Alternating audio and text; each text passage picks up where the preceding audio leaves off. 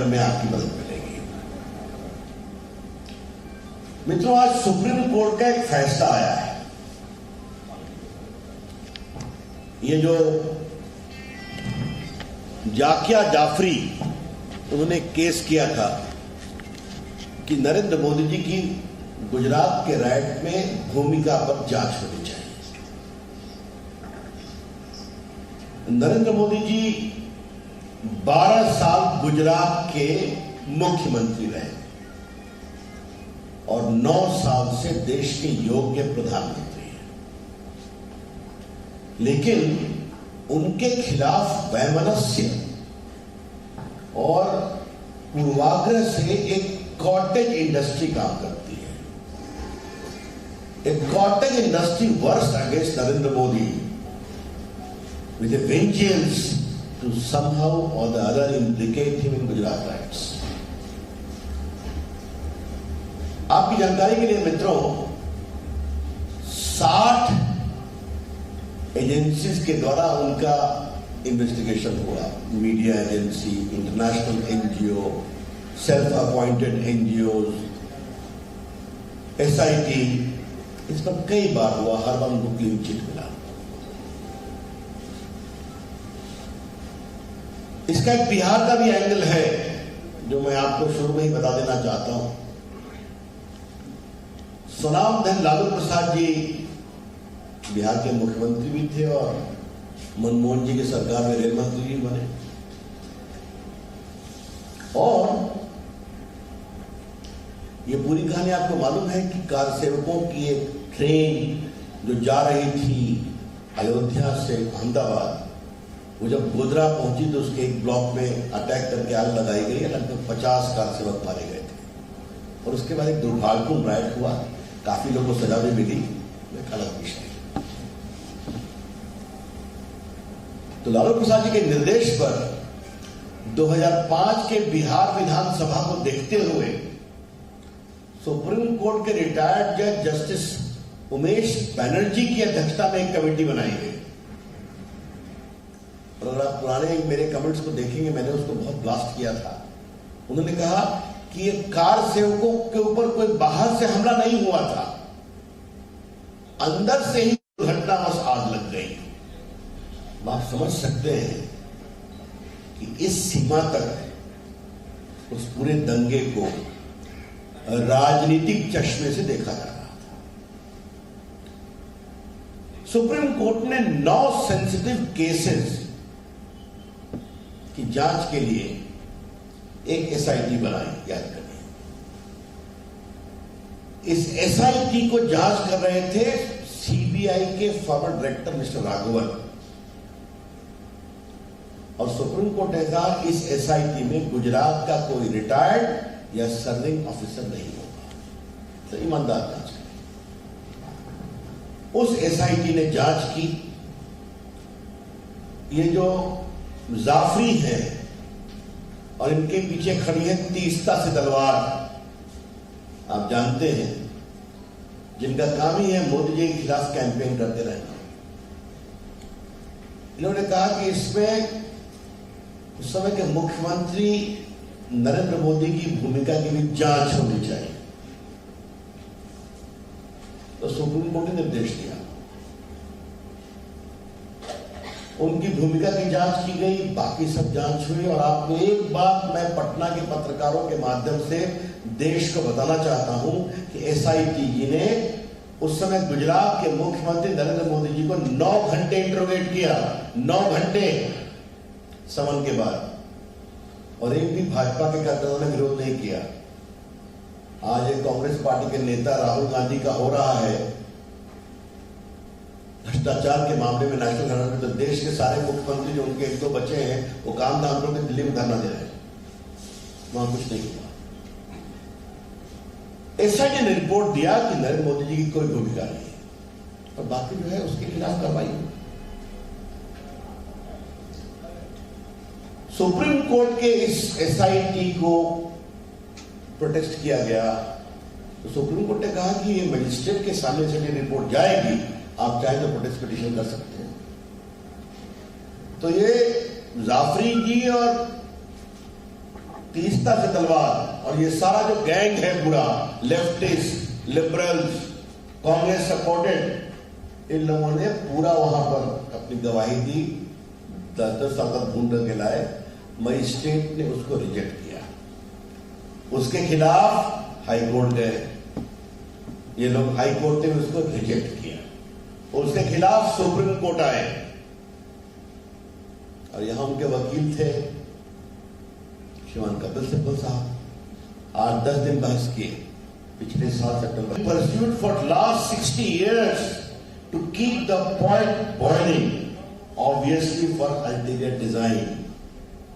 जानबूझ कर करके कुछ लोग पड़े हुए थे कि इसको हमेशा जिंदा रखा जाए। और सुप्रीम कोर्ट ने और क्या कहा है? It appears to us that a coalesced effort of the disgruntled officials of the state of Gujarat, along with others, was to create sensation by making revelations which were false to their own knowledge. झूठे जानकारी पर नरेंद्र मोदी जी के खिलाफ कार्रवाई करने की कोशिश की और बहुत सारी टिप्पणियां हैं। आपको याद होगा कि इन लोगों ने दुनिया में कैंपेन चलाया, क्योंकि उनके कई कुछ मामलों में मैं सुप्रीम कोर्ट में वकील भी था उस समय। और याद रखिए हमारे पत्रकार मित्रों, ये सारा इन्वेस्टिगेशन यूपीए सरकार में हुआ, 14 के पहले हुआ, 11, 12, 9, ये आप स्पष्ट जान लें। क्योंकि यूपीए सरकार और कांग्रेस पार्टी का एकमात्र उद्देश्य था कि नरेंद्र मोदी जी को किसी प्रकार रोकना है, और कहीं वो सफल नहीं हुए।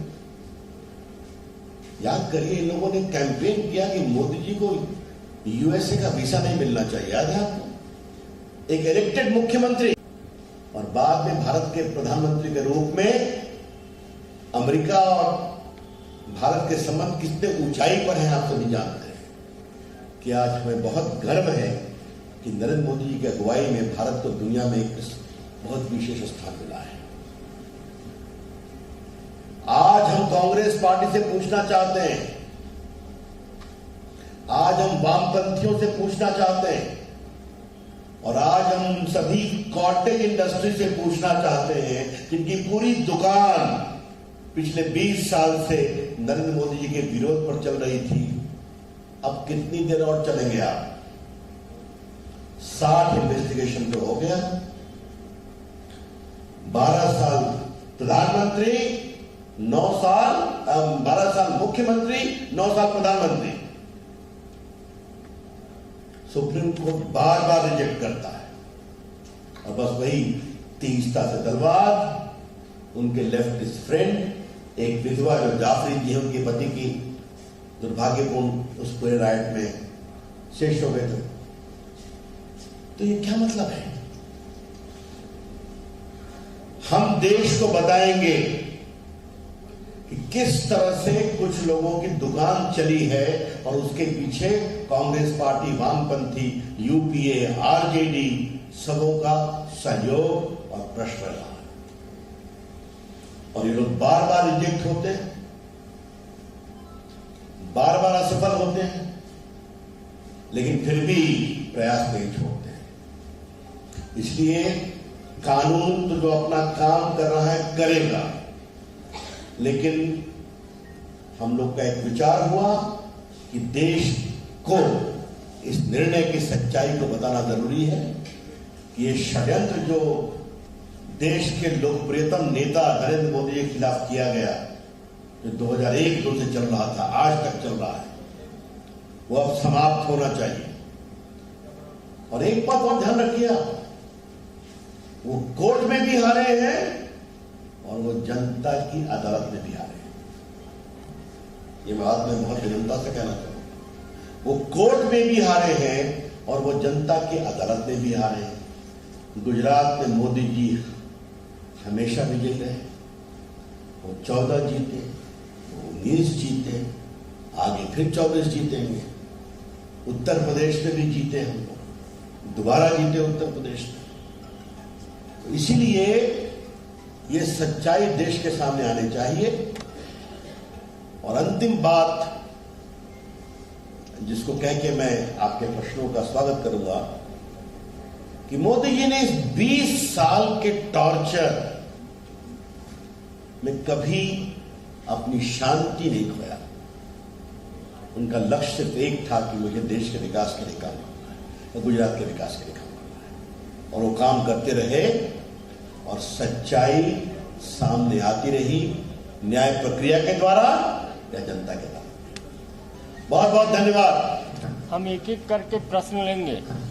आज मैं बहुत विनम्रतापूर्वक आग्रह करूंगा, ये बहुत ही महत्वपूर्ण विषय है, इसी पर सवाल करें तो बड़ी कृपा होगी।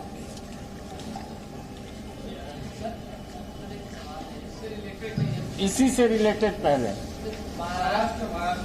एक सेकंड रुक जाइए, आग्रह कर रहे हैं। इस विषय से संदर्भित साकिब जी,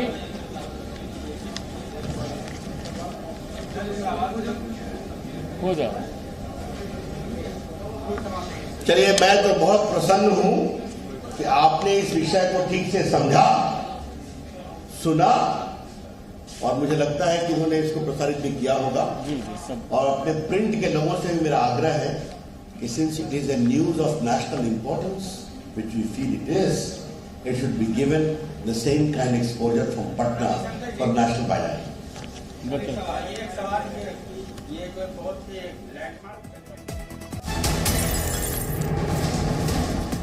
हिंसा को सियासी चश्मे से देखा गया, ये बीजेपी का इस पूरे मामले पर कहना है। रविशंकर प्रसाद अभी प्रेस कॉन्फ्रेंस कर रहे थे और उन्होंने बताया जिस तरह से याचिका को कोर्ट की तरफ से जाकिया जाफरी की खारिज किया गया, इसे एक बार फिर से इसी पूरे मसले पर विस्तार से सारी जानकारी देते हुए रविशंकर प्रसाद ने कहा कि कैसे हिंसा को राजनीतिक रूप दिया गया, कैसे अफवाह फैलाई गई और फिर प्रधानमंत्री नरेंद्र मोदी की छवि को खराब करने की कोशिश की गई।